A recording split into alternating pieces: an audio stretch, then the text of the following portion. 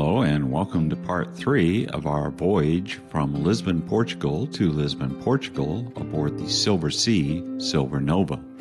Join us as we journey from Palamos, Spain to Sete, France, and then 2 days in Palma de Mallorca.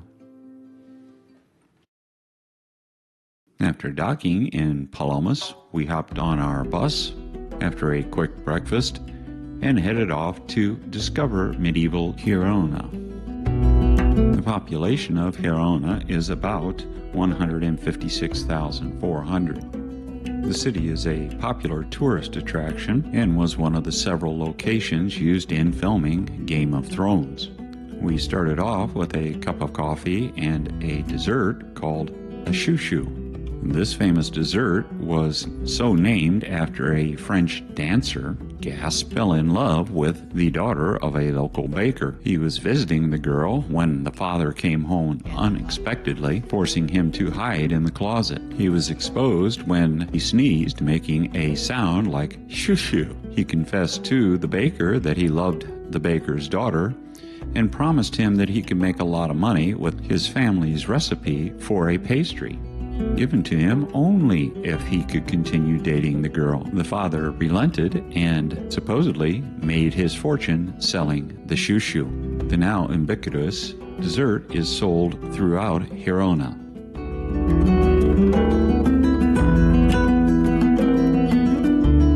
Now fueled by sugar, we made our way in toward the center of Old Town, passing courtyards, monuments, and navigating the narrow streets. Throughout the old town, there were remnants of the old city wall, which interestingly had many businesses and private homes built right up to the wall to spare the owner the expense of building the back wall of the shop or the house. The walls, begun by the Romans in the 1st century BC, were completed by Peter III in the 14th century. Our first stop of the day would be the grounds for the Collegiate Church of St. Philou. It was Sunday, so there was no going into the churches because of the services. St. Philou is one of the few Spanish churches with a real spire and a remarkable piece of architecture. Dedicated to St. Felix, the construction of the basilica began in the 12th century and continued until the 17th century. Another hot spot to visit is the Arab Baths of Girona. Built in the 12th century, the Arab baths are not actually Arab. They are Roman-style baths built in the Romanesque style. They are called the Arab baths because they are decorated in a vaguely Arab way. But regardless, they are well worth a visit for any erstwhile tourist.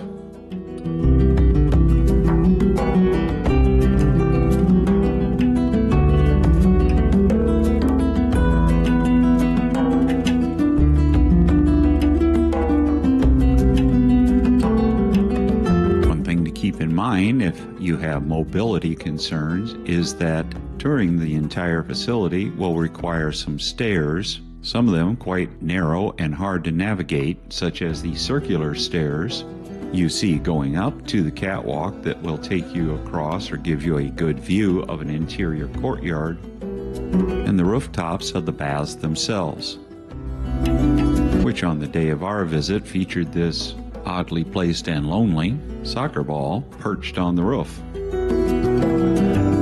Now keep in mind, as in what goes up must come down, and in this case on a difficult to navigate circular staircase. This is Girona Cathedral. The ancient cathedral that stood on this site was used during the Moorish occupation as a mosque. Once the Moors were expelled in 1238, it was basically gutted and rebuilt as the cathedral seen today. The cathedral is popular with tourists and locals alike and is a popular gathering place. There are 90 steps leading up to the cathedral, and here you can see that some of the locals use them for reasons other than just getting to the church by exhibiting way more drive and fortitude than I have. Continuing on, we navigated Girona's narrow streets and alleyways and made a stop at the Jewish Museum. Following that, we hopped back on our bus for the hour-and-a-half ride back to Palamos and the Silver Nova. Once on board, we opted for a quick stop at the Arts Cafe for a little lemongrass-infused water and a fruit platter for an energy boost. Later that day, we had a beautiful sail away from Palamos and joined in the evening's festivities.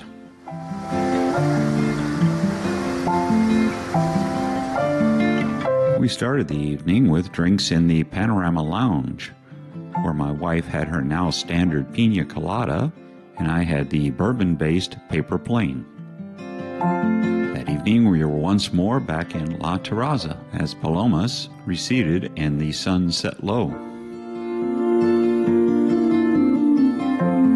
Once again, La Terraza did not disappoint with fresh pasta, ranzini, and a monstrous, perfectly prepared veal chop.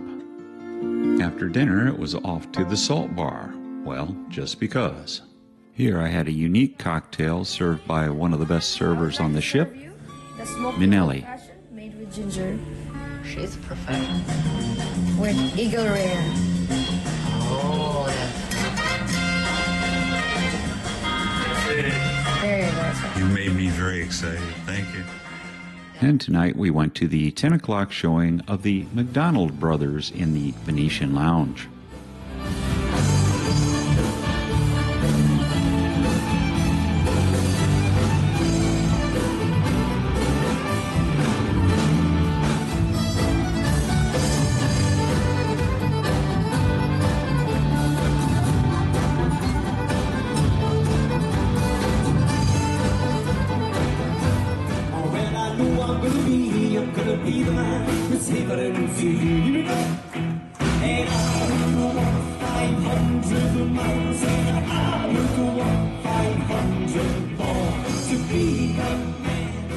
And after that rousing performance, a little commentary by cruise director Vicky.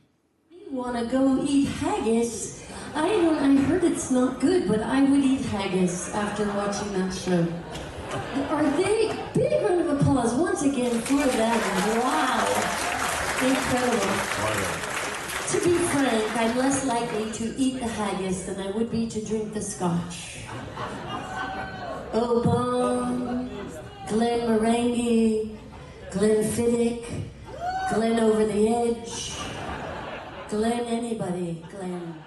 The next day would bring us to Sete, France. And after wasting our time away in the morning, we set out for the Chateau d'Elengran. Of course, my apologies to all that speak French in the world. Our first stop before moving on to the chateau was a nice scenic overlook of Sete, sometimes known as the Venice of Languedoc. You can see the many canals crisscrossing the city.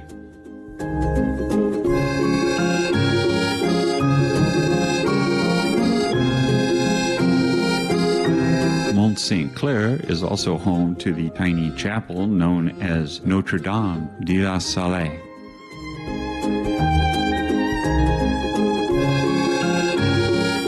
The chapel, built in 1861, is known for its frescoes and its votive vigil offerings still offered by fishermen's families today.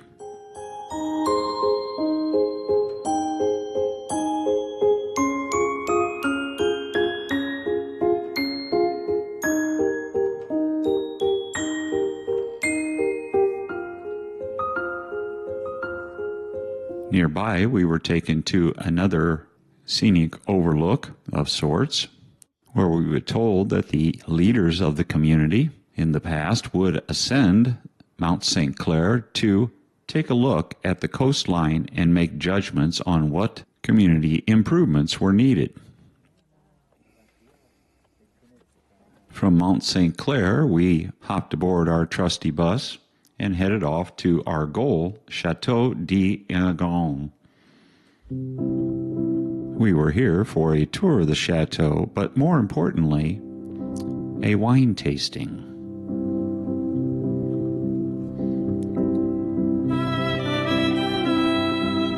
beautiful setting, we were served 2 whites and 2 reds, all made at the chateau, which is now a winery. The tasting was done on the lawn of the chateau in a setting of casual elegance. The chateau and the grounds, approximately 60 hectares or about 150 acres, had been owned by the same family for 5 generations, today producing fine wines with a focus on popular local varietals. The grounds include a winemaking museum of sorts, a small sales center, gardens, and the chateau itself, as well about 40 hectares of vines.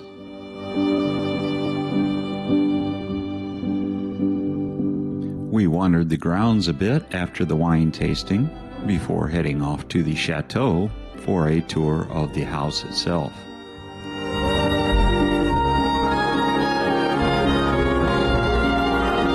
The house, built in 1750 by the Count Engrand or his wife.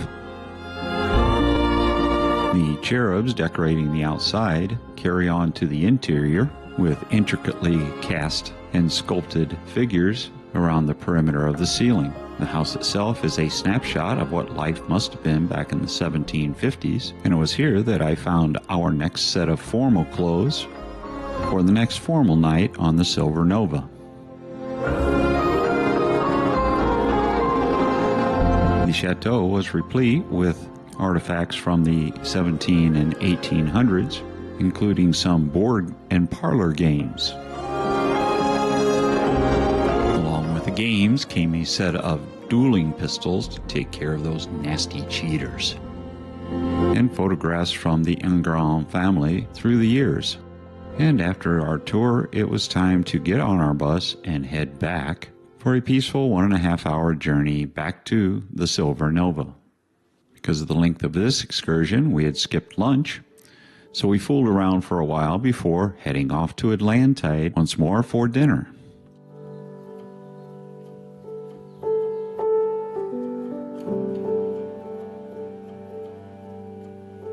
And as always, the food was great and the service fantastic, as we shared our dinner tonight with new friends Alice and Bill. And after desserts all around, it was off to the salt bar for drinks and conversation. Then off to bed to prepare for the next day. And the next day brought us to our port of Palma de Mallorca. During a beautiful sail into Palma, we took a quick break for breakfast at La Terraza, and then continued our viewing of the extended sail into this beautiful port.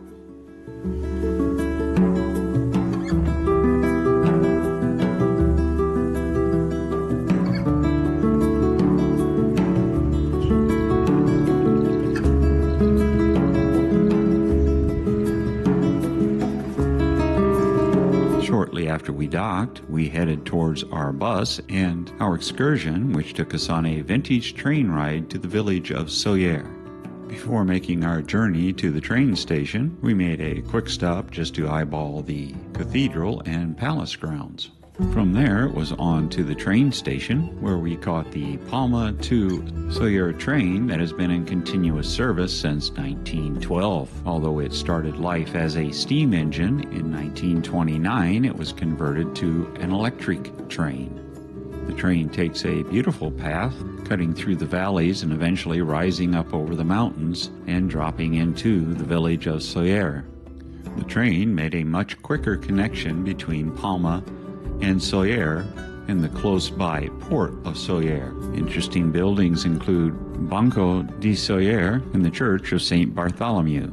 Sóller, at this point, although touristy, is like a connection with the past, featuring an actual city square, buildings from the turn of the 20th century, narrow streets, and worn and interesting doorways.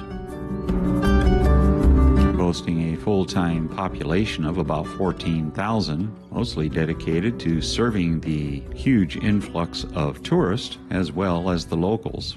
The city maintains an electric tramway running through the center of the city. After spending our time in Tangier and traversing the length and breadth of the city 3 times, we hopped on our coach that followed us there and began our trek back home to the Silver Nova. After another remarkable dinner at Atlantide and carousing around a bit, we made our way up to deck 11 for a little panoramic nighttime shot of the harbor of Palma de Mallorca. Now, since the Silver Nova was overnighting in Palma, we would awaken to the same view.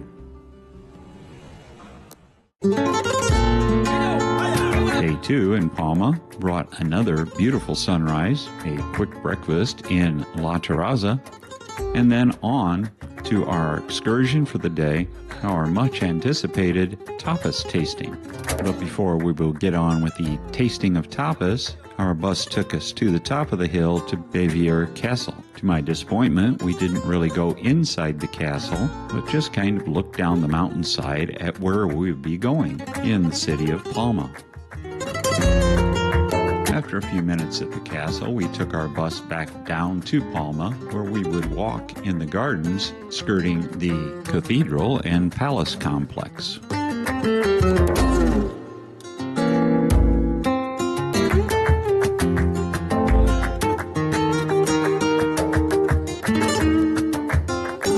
And lucky you, if you were looking for a Louis Vuitton purse or a Chanel purse, you could get it here for a huge discount. For our tapas tasting, we would stop in 3 different tapas restaurants and bars. The first one being this one, I think called V. No doubt this was a nice space, and we were served the tapas and a glass of sangria. Now, what to do when you don't want a sangria for breakfast? Well, if you're my wife, you order a cup of coffee, which I thought was included. As it turned out, it was not. There was our tapas plate. It was mushrooms, tomatoes, and a bit of puff pastry. It was actually sort of meh. But right after that, we were served this type of pastry, and it was actually very, very good. So after paying for my coffee, we hit the road again and headed into Old Town. There we stopped in a hotel where the murals painted on the walls left me thinking and wondering what kind of hotel it was for our next bit of tapas. In this case, a bit of pastry topped with jamon and cheese. It was better, but still not great. We still had one more place to stop, so we headed back toward the ship with high hopes. There we visited what appeared to be a nice restaurant overlooking the bay. Here we were served a beer, which was fine, and this mess. Like 2 calamari rings and some sort of fritter that were basically dry and tasteless with no sauce on the side to break the monotony of the dish.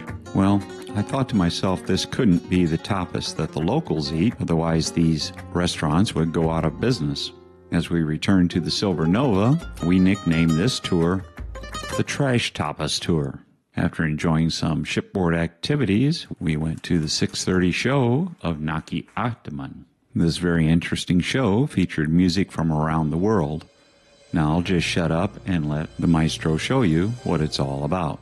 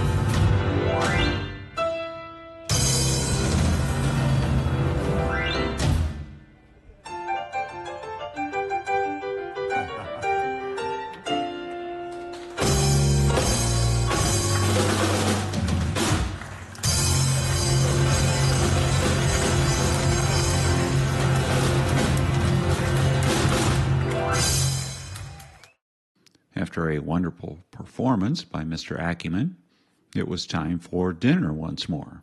And dinner once more would be at Atlantide. And just as before, everything was absolutely wonderful, including my dish for the evening, ossobuco, or lamb shank. Be sure to check out Part 4 for our complete dining guide and commentary. After a bit more fooling around in the evening, it was time for bed, and the next part of our adventure, Morocco, to be found in Part 4. If you enjoyed this content, please give it a thumbs up, subscribe, and ring that notification bell. Part 5, and we'll talk about the Silversea Silver NOVA experience, the pros, the cons, our likes and dislikes, the ups, the downs, the good, the bad, and the ugly of this particular voyage. Please check out some of our other content and let us know how we're doing. Thanks for watching, and as always, safe and happy travels from T's Cruise and Travel Muse.